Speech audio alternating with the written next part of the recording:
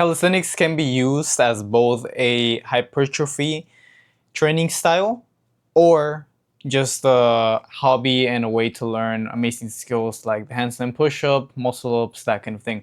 However, before you get good at either of those, building muscle or looking better, or whatever you want, whatever your objective is with calisthenics, you have to set a foundation and you have to get some skills in place first.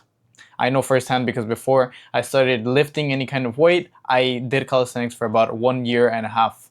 And now I want to teach you guys exactly what I would do, the 5 skills, the 5 exercises that you want to learn first in order, and actually, master them before moving on to any kind of harder skill like a handstand push-up, muscle up, or even learning something like a planche, that kind of thing. Now, before I do get into it, remember guys, I am still looking for a few people that want to be coached by me one-on-one. Just follow that link in the description and I'll reach out so we can get you set up with that if you qualify. Now, just like Bruce Lee said once, I believe it was Bruce Lee, don't fear the man that practiced 1,000 kicks once, fear the man that practiced 1 kick 1,000 times. And that is exactly the principle that we're basing ourselves off of here, right? I'm going to be focused on very, very basic exercises that you probably already do. However, I want to go over exactly how to do them properly, how to make them harder, and actually master them. I made the mistake of sometimes jumping to one exercise to the other, trying to learn super cool looking skills before actually mastering all of these exercises. And what I want you to understand is that these exercises set the foundation, and usually the best people at anything are the ones that are really, really good at just the basics. So starting with number 1, the push-up. The push-up is an exercise that definitely has been, kind of overused, but in the wrong way, especially by a lot of influencers, right? Just busting out random push-ups everywhere, doing 50, 100 push-ups, focusing on just the number. And that's not what I want you to focus. As opposed to just doing a regular push-up like most people will, try making it harder and being able to actually do at least 30 to 40 clean push-ups, but there's a twist, with a very, very big range of motion. As you can see, instead of just doing them on the ground, do them with a couple of parallettes, kind of like you see me doing here. This increases your range of motion, allowing you to stretch your chest out and just overall increase, the probability for muscle growth, for muscle stimulation. Not only does that make you stronger through a different, range of motion, because you're training the muscle in a very stretched position as well as a very contracted position.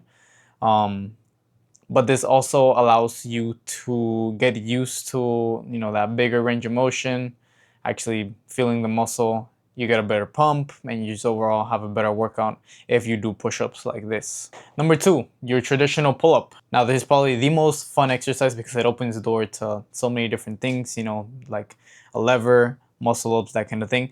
However, definitely a big mistake that I made was jumping way too quickly to something like a muscle up whenever I couldn't even do 15 strict clean pull-ups. As you can see in a video like this, I am doing very, very clean pull-ups. As you can see, I could clearly dominate the pull-ups. And I think a very big mistake that people do is that they focus way too much on the numbers once again, instead of actually focusing on going all the way down, stretching the lats, stretching everything, and actually contracting their shoulder blades together whenever they're contracting, and actually feeling the muscles as you're doing it. Not only will this help to stimulate better hypertrophy, but it's also going to make your back a whole lot stronger. Once again, training the whole back on a contracted position as well as a stretched position. Moving on to the dips. This is another very traditional calisthenics exercise which can be done with, in different ways. There's the traditional bench dip, which I really, really don't recommend. I really recommend you doing something more like even a chair dip. If you have to get 2 chairs, you don't have parallel bars like I do. This is a much better way of actually stimulating the pecs, more specifically the lower pecs as well as the triceps and front delt. Why? Because once again, a bigger range of motion is always going to make your physique be developed, be more well-rounded. Why? Because if you just train a muscle on one singular range of motion, you're only going to be as strong as your weakest point, and your muscle is not really going to develop to the fullest because you're only really strong in that half rep as opposed to the full range of motion of a repetition. So once you're able to do 20 clean dips with very, very good form, going all the way down, contracting at the top, keeping your shoulders tucked in to keep all the tension in the right muscles, then you can start adding a little bit of weight, kind of like the same thing with the pull-up, right, with the dip belt.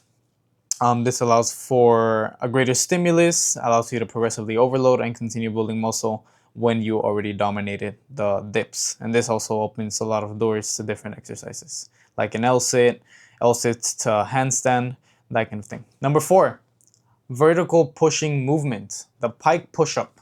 Why specifically a pike push-up?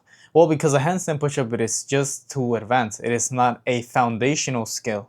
It is not a foundational skill, meaning that if you don't master a pike push-up, which stimulates more of the shoulders as opposed to just the pecs, but it stimulates a lot more of the shoulders and a lot less of the pecs and the triceps, this really sets the foundation for a strong handstand as well as handstand push-up by pointing your hips up and doing basically a push-up, but with your hips up and a lot more tension on the front and side delt. This allows you to build very, very strong pushing strength. In fact, I definitely believe that this is the reason why I have such a strong shoulder press at only around 155 pounds. I'm able to lift 90 pounds in each arm for a good 4, 5, 6 reps on a really good day. And I think it's because of this. I really focused on getting strong at my pike push-up before jumping into something like a handstand and eventually the handstand push-up itself. So do that first before jumping into handstands, that kind of thing. A strong base is really gonna make everything a lot easier because the handstand also involves balance, that kind of thing. And if you have a really good strength foundation, everything else is gonna be seamless from there. It's just second nature. And number 5, this is another one that I definitely ignored myself for a long time and definitely still ignore at times because I simply prefer a more traditional row, right? Although it is not the most comfortable or practical exercise, the inverted row, right? I still think that if you don't have any kind of equipment, there's no excuse for not doing a row, right? You can grab a chair, you can grab, a pole, anything that you can hang on to, and that allows you to basically put your body upside down and be able to work at the back in a horizontal way as opposed to a vertical pulling movement, but rather a horizontal pulling movement. This is really going to develop the lower lats, mid lats, that kind of thing, as opposed to just more of the upper lats like the pull-ups do. But yeah, this definitely sets the foundation for exercises like the muscle up as well, a front lever, back lever, that kind of thing. And if you get really good at these, being able to do at least 20 reps with full range of motion, once again, completely stretching out the lats, completely contracting them, this is really going to set a really strong foundation. But yeah, I have other calisthenics videos that you guys can check out. Remember, I do have still a few spots left, so just fill out that Google form. I'll reach out and I'll see you guys in the next one. Bye.